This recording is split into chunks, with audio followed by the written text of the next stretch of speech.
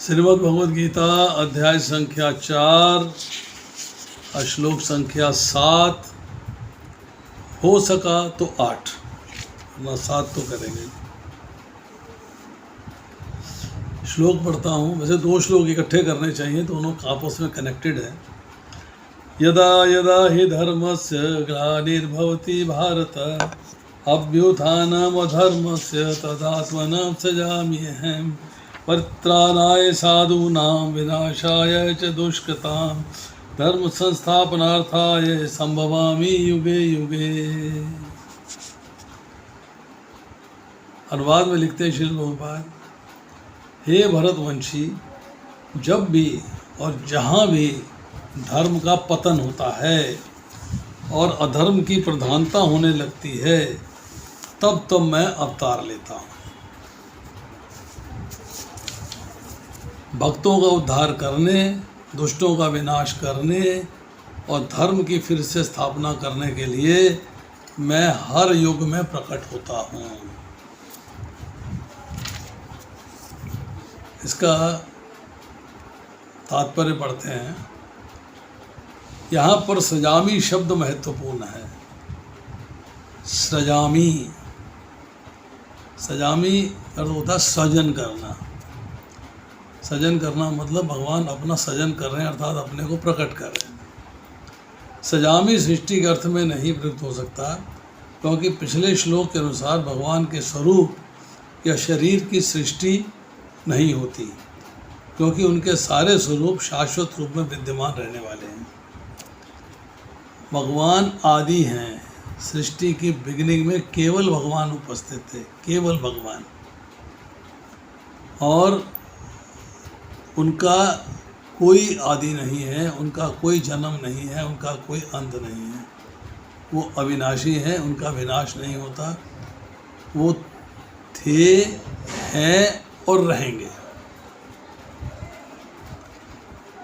पिछले श्लोक के अनुसार भगवान के स्वरूप या शरीर की सृष्टि नहीं होती। जैसे भगवान ने कहा है, अजो अपि सन्वयात्मा भूतानाम ईश्वर अपि सना प्रकृतिम स्वाम अधिष्ठाय संभवामि आत्म माया। अजन्मा है, का जन्म नहीं होता है, क्योंकि उनके सारे स्वरूप शाश्वत रूप में विद्यमान रहते हैं। अतः सृजामी का अर्थ है भगवान स्वयं यथा रूप में प्रकट होते हैं। भगवान अपने आप को स्वयं प्रकट करते हैं। यद्यपि भगवान क्रमानुसार ब्रह्मा के एक दिन में 7वें मनु के 28वें युग के द्वापर के अंत में प्रकट होते हैं, किंतु वे इस नियम का पालन करने के लिए बाध्य नहीं हैं, क्योंकि वे स्वेच्छा से कर्म करने के लिए स्वतंत्र हैं। एक उन्होंने अपने लिए रूल बनाया, भगवान ने स्वयं अपने लिए रूल बनाया कि मैं जो है ब्रह्मा जी के एक दिन में 14 मनु होते हैं, जो 7वां मनु है उसके अंदर जो 28वां युग आएगा द्वापर, उसके अंत में प्रकट होगा। परंतु फिर भी अगर आवश्यकता पड़ती है तो मैं अपने आप को प्रकट करने के लिए स्वतंत्र हूँ। अतः जब भी अधर्म की प्रधानता तथा धर्म का लोप होने लगता है तो वह स्वेच्छा से प्रकट होते हैं। धर्म के नियम वेदों में दिए गए हैं। यदि इन नियमों के पालन में कोई त्रुटि आती है तो मनुष्य अधार्मिक हो जाता है। श्रीमद् भागवत में बताया गया है कि ऐसे नियम भगवान के नियम हैं। केवल भगवान ही किसी धर्म की व्यवस्था कर सकते हैं। वेद भी मूलतः ब्रह्मा के हृदय में से भगवान द्वारा उच्चारित माने जाते हैं। अतः धर्म के नियम भगवान के प्रत्यक्ष आदेश हैं। धर्म तो साक्षात भगवत प्रणीतम। मतलब जो यहाँ बात हो रही है कि वेदों के प्राकट्य की, तो ब्रह्म संहिता के अंदर 5वें अध्याय के 27वें श्लोक में चर्चा आती है कि वेदों की माता गायत्री भगवान की वेणु ध्वनि से प्रकट हुई और ब्रह्मा जी के 8 कानों से उनके मुख कमल में प्रविष्ट हो गई। मतलब भगवान ने वेदों का ज्ञान, उपनिषदों का ज्ञान, वेदांगों का ज्ञान, उपवेदों का ज्ञान, उसके बाद इतिहास का ज्ञान, शास्त्रों का ज्ञान सारा जो है ब्रह्मा जी के हृदय में प्रकट किया। अब धर्म के बारे में कहा जा रहा है, धर्म तो साक्षात भगवत प्रणीतम, धर्म है साक्षात भगवान का प्रेम प्राप्त करना। उसके कुछ नियम हैं, उपनियम हैं, कुछ यम है, कुछ नियम है, that one has to follow. Bhagavad Gita में आद्योपांत इन्हीं नियमों का संकेत है। तो क्या संकेत है? कि भगवान का आदेश का पालन करो, संकेत यही है। Follow his instructions sincerely and seriously. और गीता के अंत में भगवान स्वयं आदेश देते हैं कि सर्वोच्च धर्म उनकी ही शरण ग्रहण करना। वैदिक नियम जीव को पूर्ण शरणागति की ओर अग्रसर करते हैं, और जब भी असुरों द्वारा इन नियमों में व्यवधान आता है तभी भगवान प्रकट होते हैं। देखिए, भगवान ने कहा सर्वधर्मान प्रत्यजम मामेकम शरणम व्रजा, एकमात्र मेरी शरण ले लो, मतलब अपने आप को मेरे प्रति शरणागत कर दो, सरेंडर हो जाओ। आप जब दंडवत करते हैं भगवान को, तब भगवान के प्रति शरणागत होने का तरीका है वो। हम होते नहीं हैं, ये बात अलग है, बट भगवान के प्रति शरणागत होने का अर्थ ये है कि भगवान ने कही और हमने मानी, और हम मानते नहीं। भगवान बोल थोड़ा रहे हैं, भगवान ने क्या कहा? सामने खड़े बांसुरी बजा रहे, क्या कह रहे? नहीं, भगवान हमको जो कहना है संदेश देते हैं शास्त्रों के माध्यम से। हम अगर उस संदेश को न समझें और अपनी मूर्खता से चलें तो हमारा कसूर है, ये हमारा दोष है। तो सर्वधर्मान मतलब सब धर्मों का परित्याग कर दें। कि अर्जुन के मन के अंदर बहुत सारी बातें समाई हुई थी, ये हो जाएगा, ऐसे हो जाएगा, वैसे हो जाएगा, यूँ हो जाएगा, चूँ हो जाएगा, बहुत सारे कन्फ्यूजन्स थे। वहाँ ने कहा तू सबको छोड़ दे, फॉरगेट एवरीथिंग, मेरे प्रति सरेंडर हो जा, मेरे प्रति शरणागत हो जा, rest I will take care of you, तब मैं तुम्हारी केयर लूँगा, बट तुमको मेरे प्रति शरणागत होना पड़ेगा। अब यहाँ चर्चा आती है कि वेदों का उद्देश्य परमेश्वर के आदेशानुसार ऐसे नियमों की स्थापना करना है, और गीता के अंत में भगवान स्वयं आदेश देते हैं कि सर्वोच्च धर्म उनकी शरण ग्रहण करना है। वैदिक नियम जीव को पूर्ण शरणागति की ओर अग्रसर करते हैं, और जब भी असुरों द्वारा इन नियमों में व्यवधान आता है तभी भगवान प्रकट होते हैं।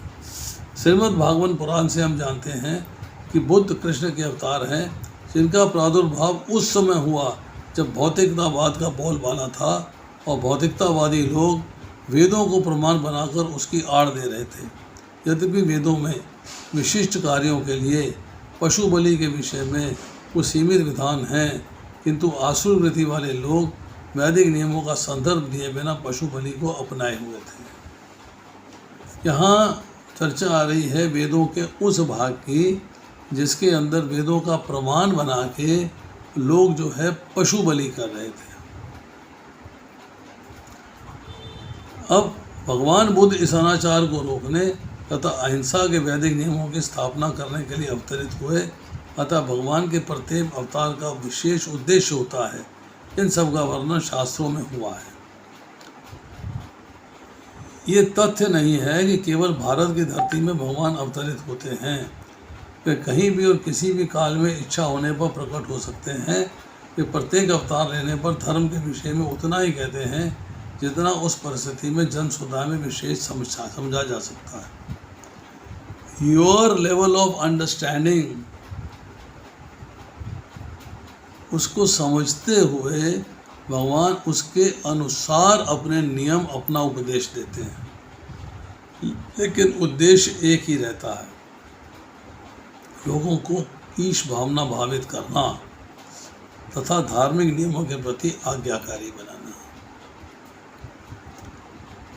स्थिर बुद्धि हो जाएंगे, बुद्धि का ठीक से प्रयोग करेंगे, आपको पता लग जाएगा क्या करने के लिए योग्य है, क्या नहीं करने योग्य है।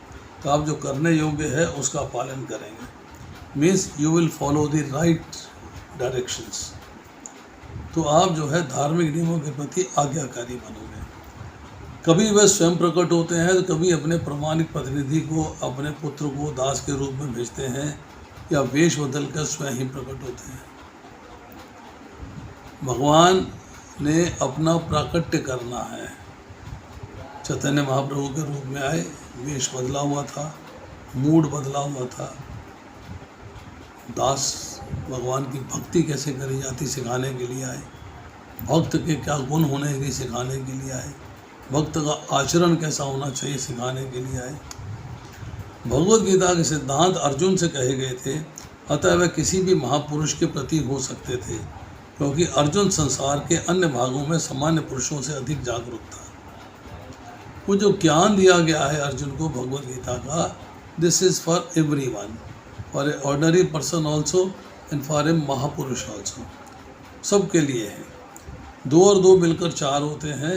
ये गणितीय नियम प्राथमिक कक्षा के विद्यार्थियों के लिए उतना ही सत्य है जितना कि उच्च कक्षा के विद्यार्थियों के लिए है। मिस बेसिक प्रिंसिपल्स, चाहे धर्म के हों, चाहे संसार में रहने के हों, चाहे सांसारिक आचरण के हों, वो सब के लिए है। चाहे वो निम्न योनि में है, मतलब गरीब है और बिल्कुल निपट भिखारी है, और चाहे वो अमीर है, बहुत पैसे वाला है, सब के लिए नियम सेम है। तो भी गणित उच्च स्तर तथा निम्न स्तर का होता है। मीन्स मैथमेटिक्स की बात करते हैं तो बच्चे के लिए 1 2 3 4 से आरंभ होकर 2 जमा 2, उसके बाद 2 माइनस 2, उसके बाद 3 माइनस 5, उसके बाद आगे बढ़ता है तो गुना, फिर भाग, फिर और बढ़ता वही अर्थात कैलकुलस पे आ जाता है। तो नियम गणित के अलग अलग हैं। इसी तरह अतः भगवान प्रत्येक अवतार में ऐसे जैसे सिद्धांतों की शिक्षा देते हैं जो परिस्थितियों के अनुसार उच्च तथा निम्न प्रतीत होते हैं। जैसा कि आगे बताया जाएगा, धर्म के उच्चतर सिद्धांत चारों वर्णाश्रम को स्वीकार करने से प्रारंभ होते हैं। अवतारों का एकमात्र उद्देश्य सर्वत्र कृष्ण ब्रह्मानंद को उद्भावित करना है। परिस्थिति के अनुसार भावनामृत प्रकट या अप्रकट होता है। भगवान के धाम में हम थे, हमने वहाँ पर भगवान की तरह भोगने की इच्छा करी तो हम इस संसार में आ गए। इस संसार में आने के बाद भगवान हमारे हृदय में विराजमान हो गए कृपा करके। अब भगवान जो है हमको वापस बुलाना चाहते हैं, back to home, back to Godhead, भगवान के घर वापस। उसके लिए उन्होंने क्या उपाय किया है? दुर्गा देवी का अरेंजमेंट किया कि हमको दुख दे, दोष दे, ताप दे, जिससे कि हम भगवान का स्मरण कर सकें। हमारे लिए उन्होंने भक्त भेजे जो हमको रास्ता दिखाएंगे भगवान के धाम जाने के लिए। जो भगवान के धाम से आए हैं हमको रास्ता दिखाने के लिए, भगवान के धाम वापस आने के लिए। भक्तों के साथ साथ हमारे लिए शास्त्र भेजे, वेद भेजे, पुराण भेजे, उपनिषद भेजे, गीता भेजी, भागवतम भेजा, सब भेजे, जिससे कि हम उसको पढ़ के, उसको सुन के, उसको समझ के और फिर साधुओं का संग करके, भक्तों के सानिध्य में हम अपने आप को इम्प्रूव करके और हृदय शुद्ध करके भक्ति के मार्ग में लग के भगवान के धाम वापस जा सके। अब भगवान कहते हैं तीनों चीज़ें काम नहीं कर रही, दे आर नॉट वर्किंग। क्या करूं? मैं स्वयं जाता हूं। तो भगवान अपने आप को प्रकट करते हैं इस भौतिक संसार के अंदर एक भक्त के रूप में, जिसके व्यवहार से, आचरण से, लाइफ की हिस्ट्री से हमें पता लगता है कि भगवान की भक्ति कैसे करनी चाहिए, क्योंकि उन्होंने भक्त के रूप में, भगवान ने स्वयं भक्त के रूप में भगवान की भक्ति करी, चैतन्य महाप्रभु के रूप में। तो हमें जो है उससे ज्ञान मिलता है। तो कृष्ण भावनामृत जो है उसका उद्देश्य एक ही है, वो है कि लोगों को भगवान के प्रति आकर्षित करना और उनको भगवत भक्ति के मार्ग पे लगाना। अब धर्म का ह्रास कब होता है? हम कहें धर्म का ह्रास हो रहा है, धर्म जो है वो अधर्म की तरफ जा रहा है। क्यों जा रहा है, क्यों हो रहा है? वाई? दो कारण।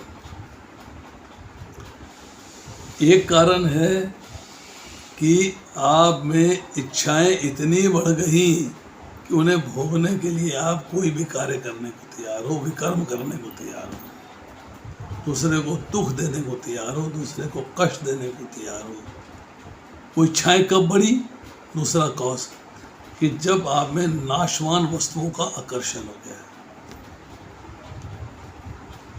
दुर्योधन राज्य भोगना चाहता था, अरे भाई शेयर कर लेता, आधा तो मिल ही रहा था।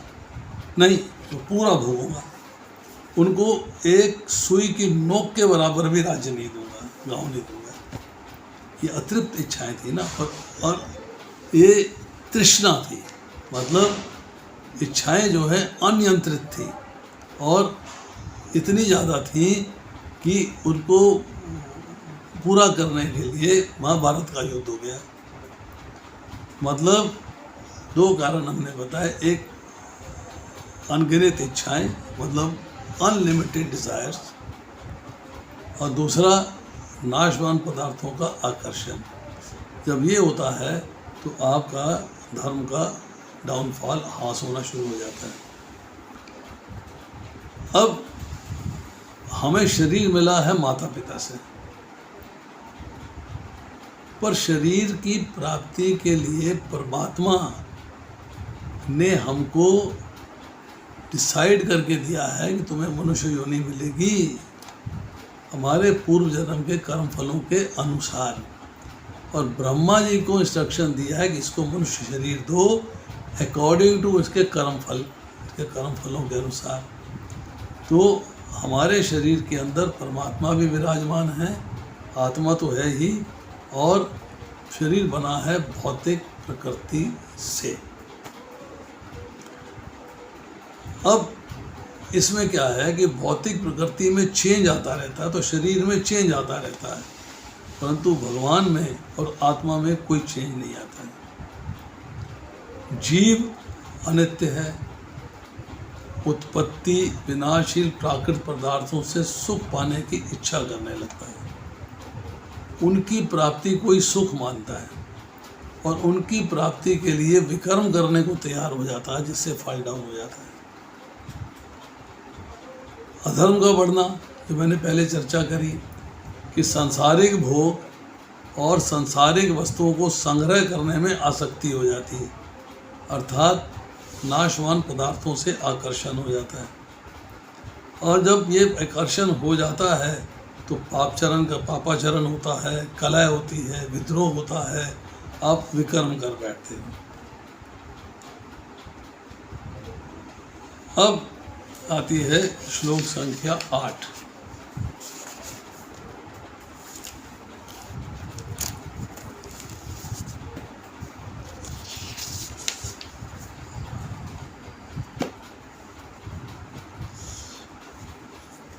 हमने इसका अनुवाद पढ़ा, भक्तों का उद्धार करने, दुष्टों का विनाश करने तथा धर्म की फिर से स्थापना करने के लिए मैं हर युग में प्रकट होता हूँ।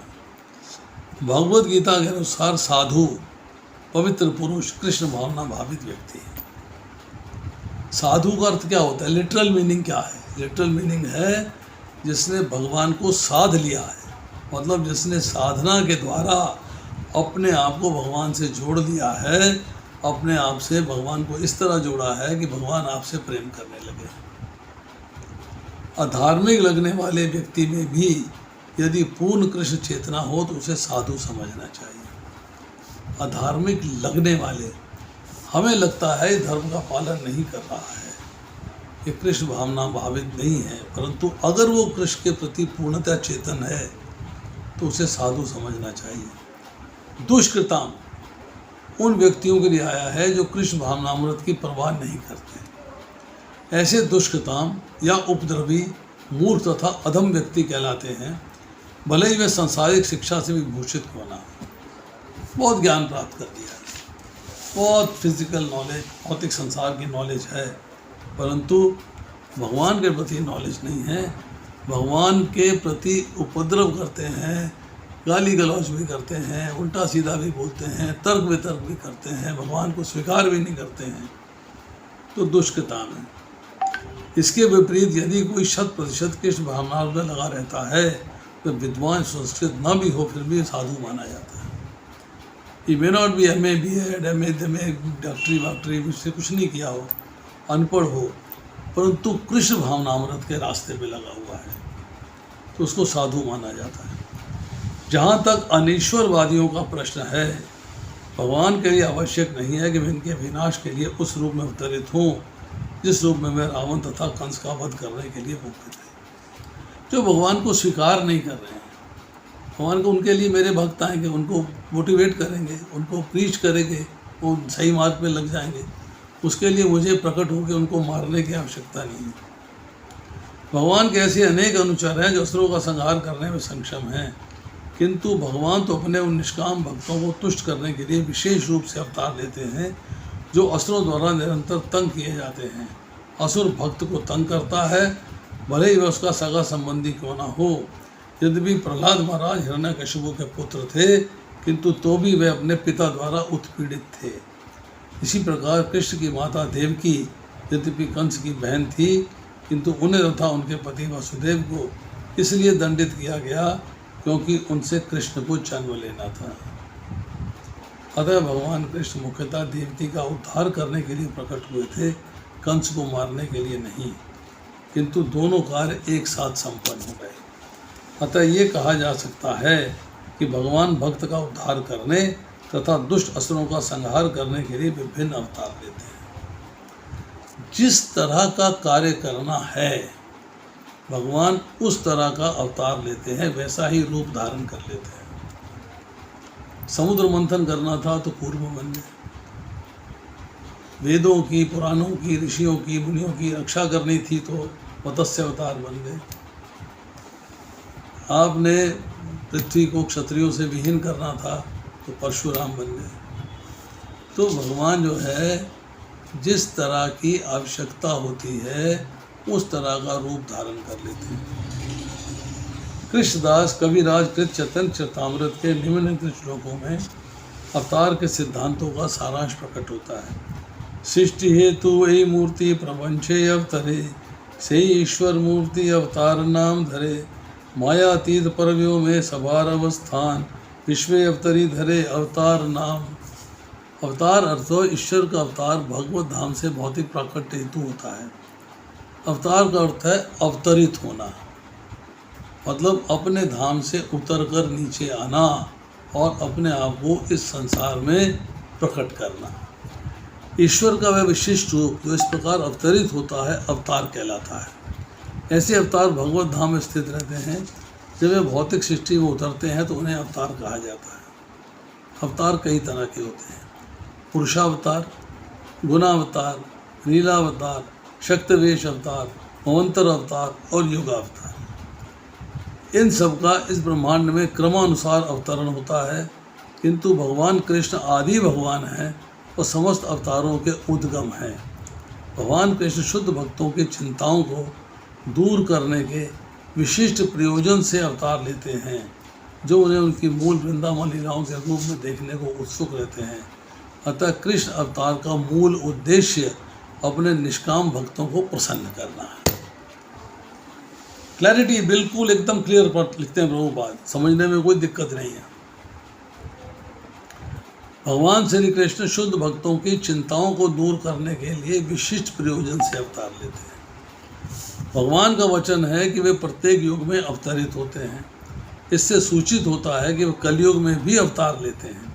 जैसा कि श्रीमद् भागवत में कहा गया है कि कलयुग के अवतार भगवान चैतन्य महाप्रभु हैं, जिन्होंने संकीर्तन आंदोलन के द्वारा कृष्ण पूजा का प्रसार किया और पूरे भारत में कृष्ण ब्राह्मणानंद का विस्तार किया। और पूरा भारत नहीं, पूरा विश्व है, पूरे विश्व में विस्तार किया है। उन्होंने ये भविष्यवाणी की कि संकीर्तन की यह संस्कृति सारे विश्व के नगर नगर तथा ग्राम ग्राम में फैलेगी। भगवान चैतन्य को गुप्त रूप में किंतु प्रकट रूप में नहीं, उपनिषदों, महाभारत, भागवत जैसे शास्त्रों के घ्यू अंशों में वर्णित किया गया है। भगवान कृष्ण के भक्तगण भगवान चैतन्य के संकीर्तन आंदोलन द्वारा अत्यधिक आकर्षित रहते हैं।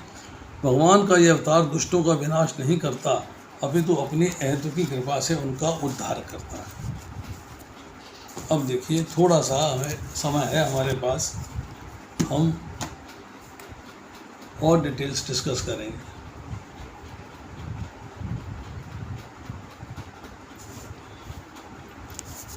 अवतार का प्रयोजन।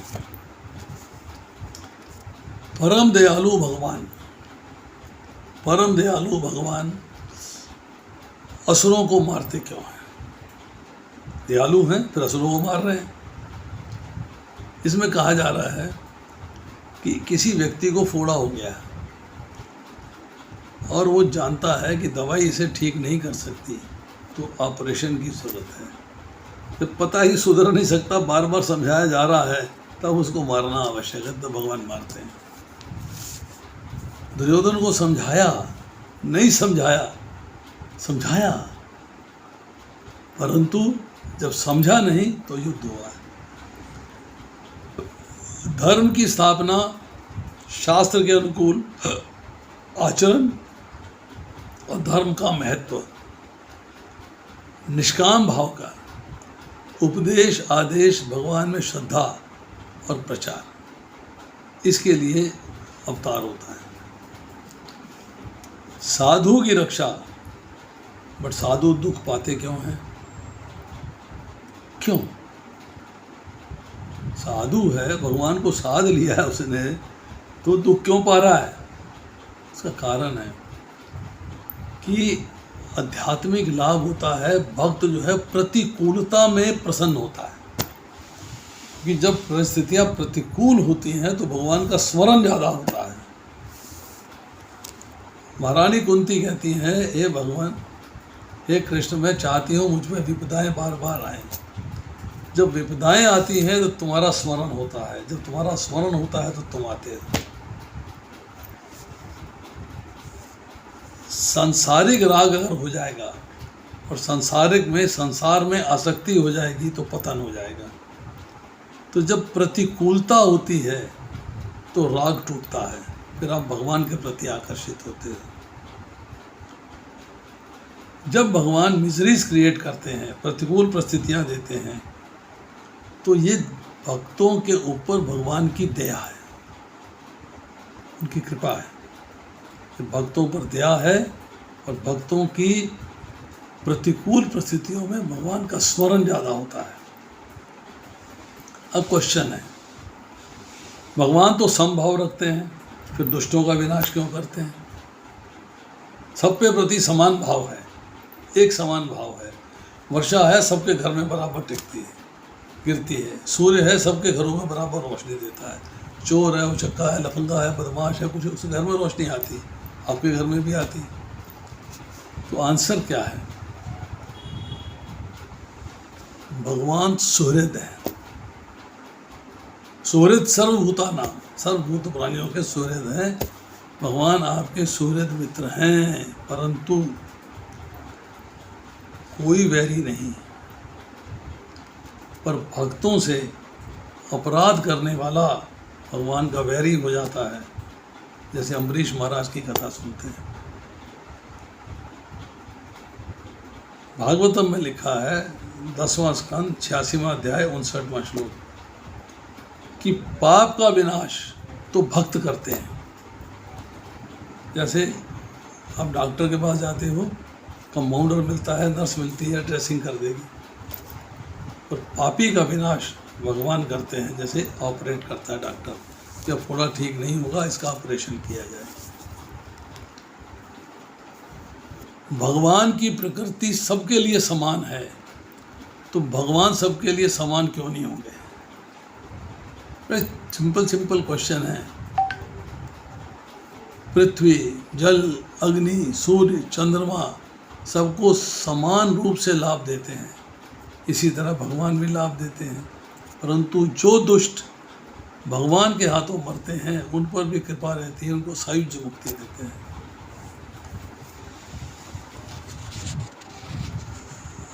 धर्म की स्थापना हुई, हास हो गया था तो स्थापना कर दी।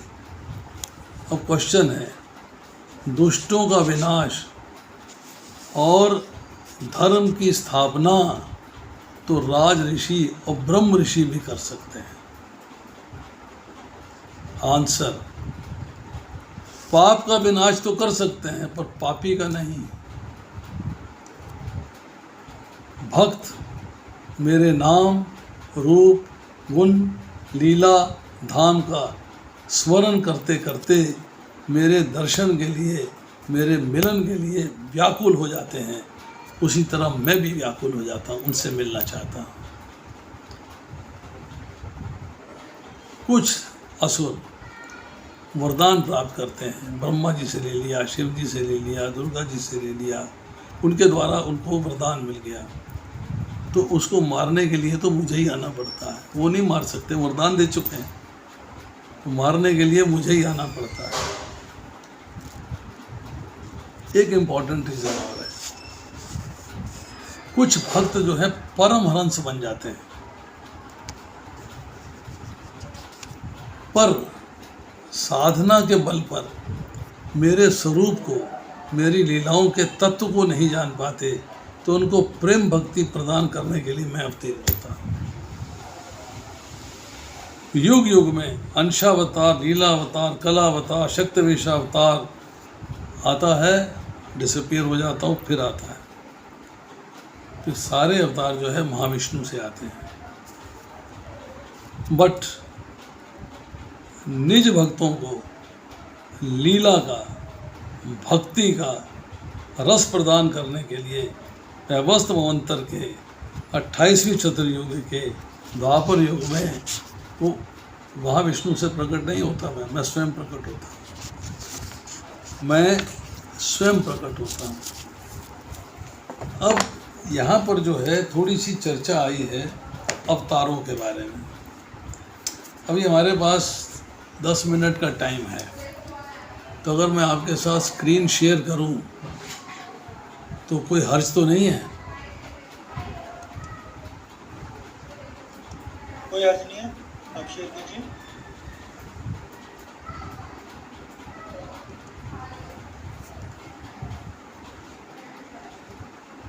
परित्राणाय साधूनां विनाशाय च दुष्कृतां धर्म संस्थापनार्थाय संभवामि युगे युगे।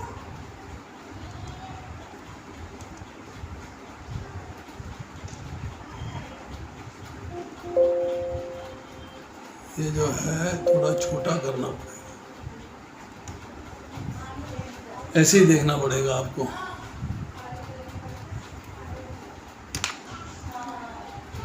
थोड़ी है इसमें 43 स्लाइड्स हैं, तो थोड़ा टाइम लगेगा, तो प्लीज़ ज़्यादा टाइम ना स्पेंड करके 20-1 मिनट में इसको ख़त्म करने का प्रयास करते हैं। The word Avatara means one who descends, more specifically one who descends from the spiritual sky. In the spiritual sky there are innumerable Vaikuntha planets, and from these planets the expansions of the supreme personality of Godhead come into this universe. यही श्लोक जो हमने बोला है वही श्लोक है।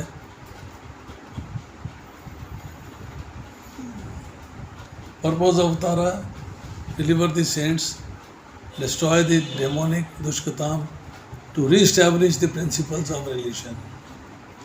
जन्म कर्म जन्म दिव्य, हम अगली बार ये श्लोक करेंगे, उसकी चर्चा आ रही है।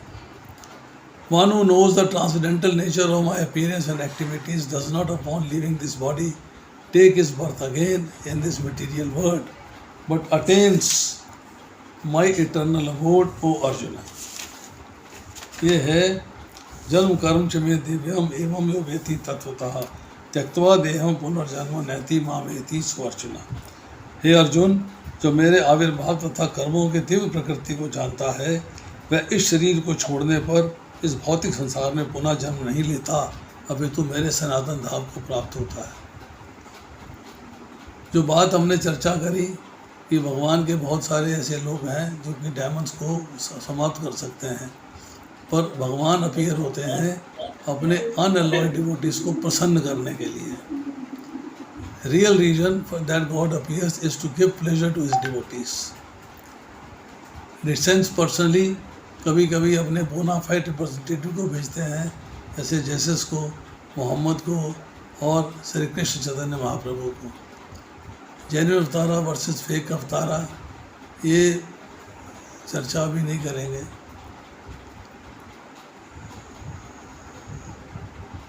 सिक्स काइंड्स ऑफ इनकारनेशंस: पुरुषावतारा, लीला अवतारा, गुणावतारा, मंत्रावतारा, युग अवतारा एंड शक्तिवेश अवतारा।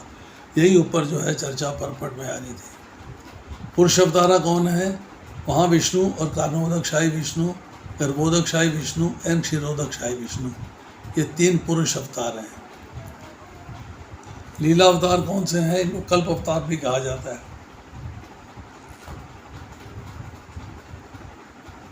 चारों कुमार नारद, वराह, मत्स्य, यज्ञ, नर नारायण, कपिल, दत्तात्रेय, है शीर्षा, हंस, ध्रुवप्रिया और प्रश्निगर्भा, ऋषभा, पृथु, नरसिम्हा, कूर्मा, धन्वंतरी, मोहिनी, वामन, भार्गव मीन्स परशुराम, राघवेंद्र अर्थात राम जी, व्यास देव जी, प्रारंभरी बलराम जी, कृष्ण, बुद्ध और कल्कि, ये लीला अवतार हैं। इनको कल्प अवतार भी कहा जाता है। अब गुण अवतार हैं ब्रह्मा, विष्णु और शिवा। अब ब्रह्मा जी के बारे में कहा गया है, उनकी devotional service is very powerful. This primal living entity, master of the mode of passion, is directly empowered by the god Garbhodakashayi Vishnu to create 8.4 million species of life। हम चर्चाएं कर चुके हैं सारी। शिव जी के बारे में चर्चा है। Shiv ji is engage to annihilate the universe, प्रलय के लिए होते हैं। Shiv ji in association with Maya has generally 11 forms, इस 11 रुद्र हैं। हर, बहुरूप, त्र्यंबक, अपराजिता, वृषाकर्पी, शंभु, कदर्पी, रैवत, मृगव्याध, शर्व और कपाली, ये शिव जी के 11 रूप हैं। 14 मनु होते हैं ब्रह्मा जी की एक दिन की लाइफ में। 14 गुना 30 गुना 12 गुना 100 मीन्स 5,04,000 मनु होंगे ब्रह्मा जी के पूरे जीवन में। और इनमें जो है कौन कौन से मनु हैं उनकी यहाँ चर्चा है। यज्ञ एस स्वयंभू Manu son of Brahma, Vibhu as Svarochisha Manu son of Agni, Satyasena as Uttama Manu son of king Priyavrata, Hari as Tamasa Manu brother of Uttama, Vaikuntha as Raivata Manu brother of Tamasa, Ajita as Chakshusha Manu son of Chakshu and Vamana as Vyavastha Manu son of Vyasvan, Sarvabhauma as Savarni Manu son of Chhaya and Vishvavyavasan, Rishabha as Daksha Varshini Daksha Savarni Manu son of Varuna, Vishvakena as Brahma सवर्णी sun of Upashloka, Sudharma as Shuddha Savarni Manu, Dharma Setu as Dharma Savarni Manu and Yogeshwara as Deva Savarni Manu and Vriddha Bhanu as Indra Savarni Manu. अब उसके बाद है युग अवतार। 4 युगों में अवतार लेते हैं कृष्ण जो हैं अलग अलग रंगों में। सतयुग में लॉर्ड कपिल सफ़ेद रंग है, त्रेता युग में यज्ञ है, सेक्रीफाइस लाल रंग है, द्वापर में ब्लैकिश है कृष्ण, और उसके बाद कलयुग में है येलो चैतन्य महाप्रभु। इसके बाद शक्तिवेश अवतार है। शक्तिवेश अवतार कौन है? साक्षात और direct Shaktyavesha avatar, lord comes himself, lord comes himself. Shesha incarnation, snake with Garbhodakashayi Vishnu empowered for sustaining all planets, जो गर्भोदकशाही विष्णु के नीचे हैं। Ananta incarnation, snake with Kshirodakashayi Vishnu, जो क्षीरोदकशाही विष्णु के नीचे हैं। स्नेक मतलब जो है उनको जो है एक शेष इनकारनेशन है, एक अनंत इनकारनेशन है। फिर उसके बाद इनडायरेक्ट अर्थात आवेश इनकारनेशन, आवेश करते हैं। 4 कुमारों में ऑपुलेंस ऑफ नॉलेज, नारद में भक्ति के लिए डिवोशनल सर्विस, ब्रह्मा जी में क्रिएटिव पावर, किंग पृथु में एडमिनिस्ट्रेटिव पावर, परशुराम में इवल प्रिंसिपल्स को निकालने के लिए। अब उसके बाद ये डिटेल्स हैं। महाविष्णु ये कैसे महत्व की रचना होती है, गर्भोदकशाही विष्णु क्या करते हैं, क्षीरोदकशाही विष्णु क्या करते हैं, और चतुर्वेदा शिक्षा में क्या लिखा हुआ है। उसके बाद ये है इम्पोर्टेंट लाइन, ये समझ लीजिएगा। कि भगवान कृष्ण सबसे पहले अपने आप को ब्रह्मा बलराम जी के रूप में प्रकट करते हैं। बलराम जी से प्रकट होता है महासंकर्षण का। महासंकर्षण जो है उनसे आते हैं प्रद्युम्न, अनिरुद्ध और वासुदेव। यही राम अवतार के अंदर जो महासंकर्षण है लक्ष्मण जी के रूप में आते हैं, अनिरुद्ध जो है भरत के रूप में आते हैं, प्रद्युम्न जो है शत्रुघ्न के रूप में आते हैं और वासुदेव जो है राम जी के रूप में आते हैं। और वासुदेव जी से प्रकट होता है नारायण का। अब नारायण से फिर आते हैं वासुदेव, फिर द्वितीय चतुर्व्यूह बनता है, फिर वासुदेव से प्रद्युम्न, अनिरुद्ध और द्वितीय संकर्षण। और द्वितीय संकर्षण से आते हैं महाविष्णु, जिसे कर्णोदकशाही विष्णु कहा जाता है। उससे आते हैं गर्भोदकशाही विष्णु, उससे आते हैं क्षीरोदकशाही विष्णु। तो उसके बाद 10 कार्नेशंस की चर्चा हो रही है, बहुत सारी चर्चाएं हैं, ज़्यादा चर्चा ना करके इसको यही विराम देते हैं। कभी आप चाहेंगे तो इस पर डिटेल में चर्चा करेंगे एक सेपरेट लेक्चर में कि भगवान की इनकार्नेशंस क्या हैं। बहुत सारी चीज़ें हैं यहाँ पर। हम जो है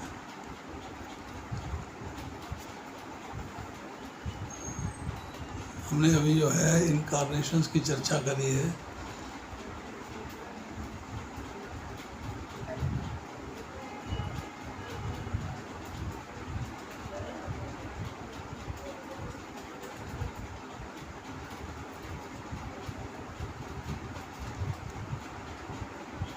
एक बात मैं आपसे पूछना चाहूँगा, प्लीज़ टेल मी,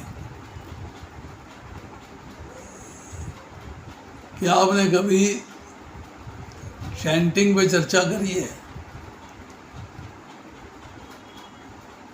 नहीं करिए प्रभु जी, नहीं हुई है प्रभु जी। ये देखिए ज़रा, अभी ओपन होती है।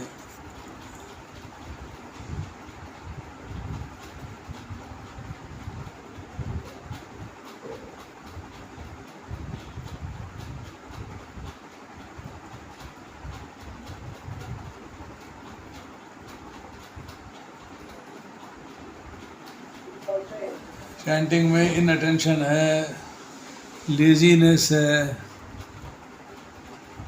ये सारी चीज़ों का डिस्कशन है। ये देखिए, इनडिफरेंस और लैक ऑफ अट्रैक्शन, ये 3 चीज़ें हैं इसके अंदर। लेजीनेस, डिस्ट्रैक्शन, इनडिफरेंस और लैक ऑफ अट्रैक्शन। इसमें 113 स्लाइड्स हैं मेरे पास। अगर आप कभी चाहेंगे, जैसे कि मंदिर में करते हैं DYS, डिस्कवर योर सेल्फ, तो मैं ये DYS भी आपके साथ करना चाहूँगा, जो मेरा DYS है। इसमें 7-6 दिन में नहीं होगा। This will take 2 weeks time. Chanting के रूल्स क्या हैं, ये आपको स्लाइड मंदिर वालों के पास नहीं मिलेगी। एक्सक्लूसिवली जो है मैंने अपने लिए बनाई हुई हैं। ये चैंटिंग में है। और एक मैं आपको दिखाता हूँ application of Bhagavad Gita in day to day life.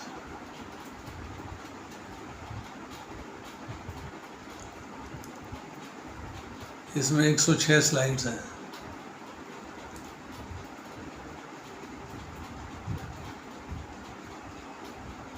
प्रभु जी कब कराएंगे आप? और ये बहुत कुछ है मेरे पास। 100 GB मटेरियल है इसके अंदर, इस्कॉन का। मैं आपको प्रभु जी ये तो मैंने आपको भगवद गीता की क्लासेस के साथ साथ प्रभु जी स्पेशल सेशंस भी रखे हैं इनके। देखिए, आपको एक चीज़ और दिखाता हूँ मैं।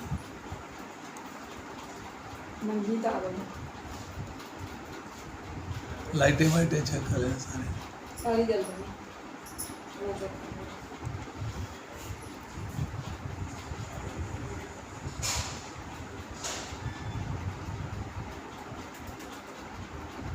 ये स्टडी गाइड्स हैं।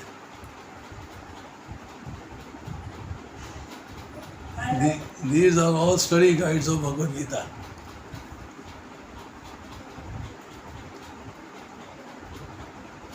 ये चैप्टर वाइज गाइड्स हैं. चैप्टर 1, ये चैप्टर 1 की गाइड्स हैं. ये देखिए, आपको एक चीज़ दिखाता हूँ मैं. ये मैं सब पोस्ट करना चाहता हूँ, but I am finding somebody who can get the material from me. मेरे से सामान ले ले और उसको पोस्ट करे. ये आपको जो है ना प्रश्न उत्तर नहीं मिलेंगे कहीं. Dhritarashtra, he Sanjay was happening with my sons and the sons of Pandu since they assembled at Kurukshetra for battle. Sanjay Maharaj, after looking over the Pandavas' military formation, your son approached Dronacharya and began to speak. Duryodhan, उसने आचार्य से कहा है. उसके बाद संजय ने कहा है, फिर भीष्म कह रहे हैं, फिर संजय कह रहा है. ये उसको सिंप्लीफाई करके बनाया गया. फिर अर्जुन ने कहा.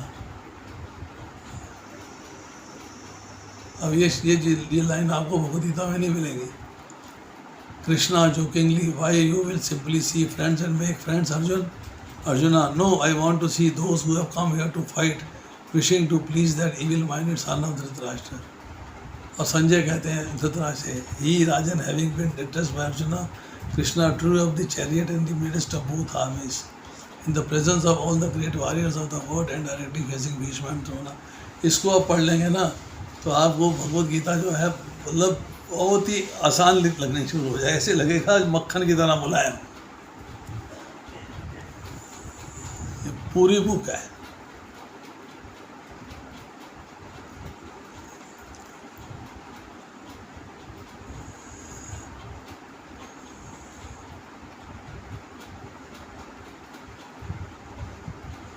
ये बढ़िया.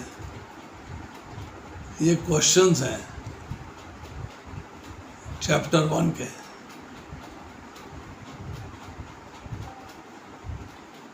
ये बोनस क्वेश्चंस हैं. ये क्वेश्चन जो है अगर आप पढ़ लेते हो और उसका परपट में से आंसर ढूंढ लेते हो तो आपकी भगवद गीता में मास्टरी हो गई. देखिए, इतनी गाइड्स हैं मेरे पास, इतनी गाइड्स हैं कि आप सोच नहीं सकते. ये क्वेश्चन है, ये उसके आंसर्स हैं.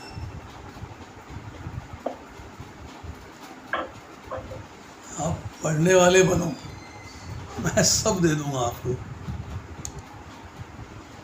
चलिए, स्टॉप शेयरिंग. बोलिए. हरे कृष्णा प्रभु जी, दंडिक प्रणाम. यस माता जी, बोलिए. शांति प्रदा जी. प्रभु जी, अभी आप जैसे बता रहे थे कि सतयुग में जो अवतार हैं उनका युग अवतार है, उनका जो कॉम्प्लेक्शन है वो फेयर है, जैसे आपने बोला कपिल भगवान. फिर आपने बोला कि त्रेता युग में उनका कॉम्प्लेक्शन रेडिश है. रेडिश है प्रभु जी, कौन है? आपने नाम बताया नहीं, वो रेडिश बोला गया यज्ञ को. जो अग्नि अच्छा. प्रज्वलित होती है वो लाल होती है, रेडिश कहा गया उसको. जी जी. और आपने बोला कि कलयुग में जैसे कि चैतन्य महाप्रभु आए, उनका कॉम्प्लेक्शन येलोइश था, गोल्डन येलो. तब तो कांचन हाँ, गौरंगी है, गौरांगी राधा जी, हाँ, उनकी हाँ. तरह जो है इनको गौरांग महाप्रभु कहते हैं. गोल्डन कॉम्प्लेक्शन कहा जाता है इसका. तो प्रभु जी उसमें जो आपने बोला कि त्रेता युग में, तो त्रेता युग में ह्यूमन फॉर्म में नहीं, अग्नि के